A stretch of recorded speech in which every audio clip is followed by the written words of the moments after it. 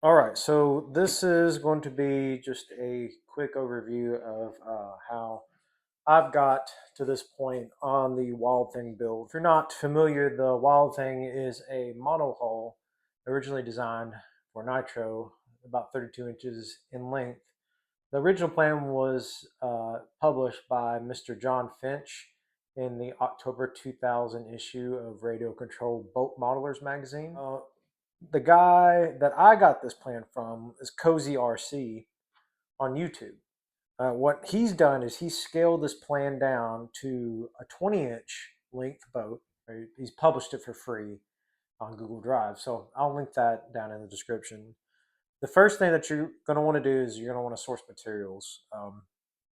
The plans call for 3 mil and 1 millimeter Baltic birch, which is kind of hard to get.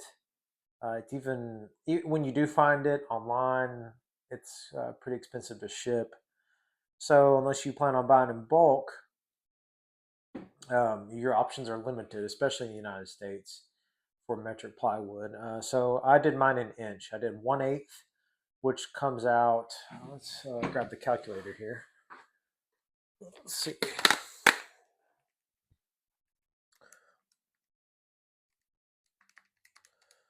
So that comes out to 3.175 millimeters, pretty close, and 1/16, which comes out to 1.58 millimeters. I did it at Hobby Lobby. I used basswood, not balsa wood, and it's pretty close. Yes, birch would be better, but the kind of the fun of home building is the experimentation, right? So we're going to give this a shot. All in, I'm like $20, $30 into the wood. Take and you'll want to download your print. You'll want to have it printed out. You can either take it to a print shop, Staples, Office Max, or your local print shop, and have them printed out on 24 by 36. That's as close to A1 as we're going to get here. A1 is a metric paper size. Or you can do what I did, is you can print it off on your home printer in pieces and you can trim them and tape them together. Now, I used Adobe Acrobat to print that. It's called tile printing, and it'll have tick marks where you can cut and glue or tape it together. So I did that, and I'll show you a picture right here. And then you're going to cut all your pieces out with scissors and leave a little margin outside of the black mark. And you will take those and you will glue them using school glue stick, cheapest one you can find. Um, you'll use that and you'll glue it onto your raw material, and then you'll take a squeegee or a hard card, credit card will work too, and you want to lay those flat.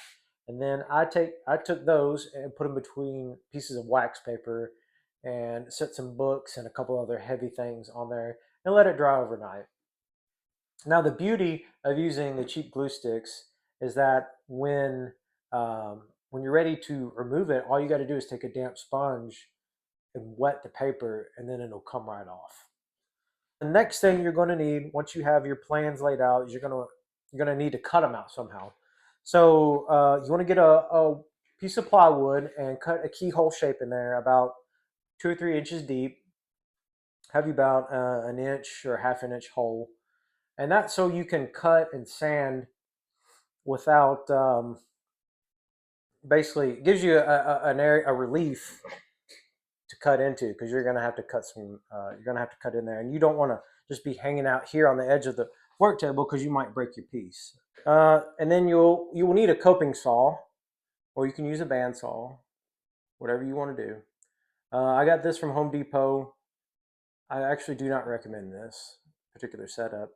The bow is fine, but the blade, you're going to want ideally a spiral cut blade, so that way you can cut on all sides.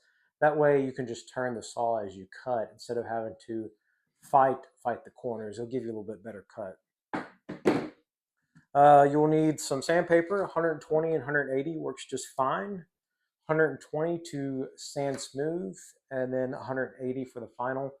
You don't need a fancy sanding block. You can take a piece of wood and staple that sandpaper to there. This is my sanding block. It was free 99. All right, so you've got your pieces cut out. You've sanded everything. You smoothed it out. Now what? You will want to get a work board, and you want this to be true, um, nice and flat. So I went to Home Depot, and this is, I believe this is casing. It's about $1.80 a foot. I bought 2 feet of it. It's already cut pretty square and true. Mine was cut to length, so I had to cut that. And then you will take your calipers and you'll go over to the plan. Show you the plan right here. I want to follow over here.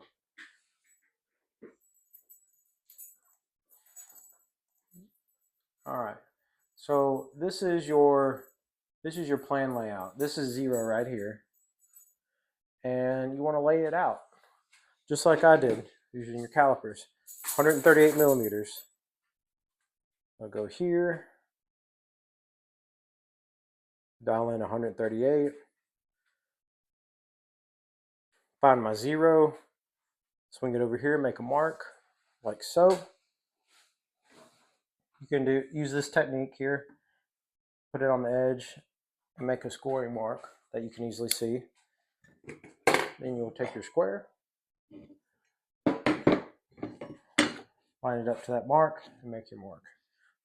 Instead of using the edge of 0, I gave myself a little bit of room and made my 0 right here.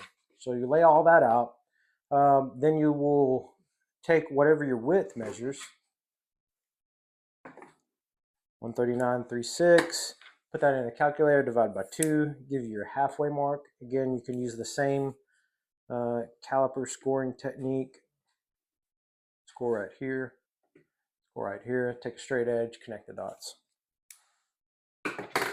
All right, then you're going to want to take your pieces that you cut out, and you want to pay particular close attention.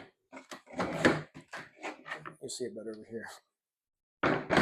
When you are sanding these in to this dimension right here. Now, the reason why is because this will be how you get your halfway on your pieces, on your bulkheads. So you'll need to lay, you'll need that dimension to be pretty accurate. And then you can take your calipers, once again, find your measurement here, divide by 2, and then make a mark on your pieces, like so. Can you see that, Mrs. Camera? Mrs. Camera? Mm-hmm. Okay. Now,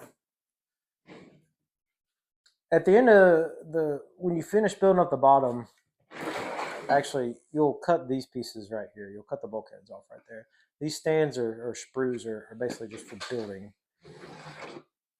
So I want you to fit everything together. Be sure to dry fit it. You want this all to be nice, square, plumb, and true. When you glue these to your jig, 3 dots of glue, 1, 2, 3. Put it on. Make sure you keep your layout consistent. I laid mine to one side of the line on all of these, as you can see.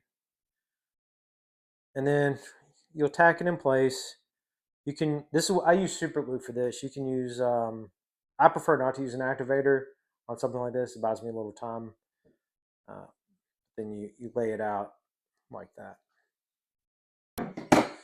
Now, I did forget to mention the transom. The transom is in 2 pieces. It's the transom itself and a reinforcement. To glue that together, I used epoxy. You can use any kind of epoxy like this is 5-minute epoxy. And that is for this place. And that will be what I use for the majority of the construction of the boat is epoxy. I did use CA to build some fillets in here. And I will use CA when I'm tacking my stringers. But for like this joint right here, you could use wood glue. I would probably not. Even though you're going to seal the boat, I would use an epoxy. So that is where we are at the current moment with the boat. And if you like to follow along, please like, share, and subscribe.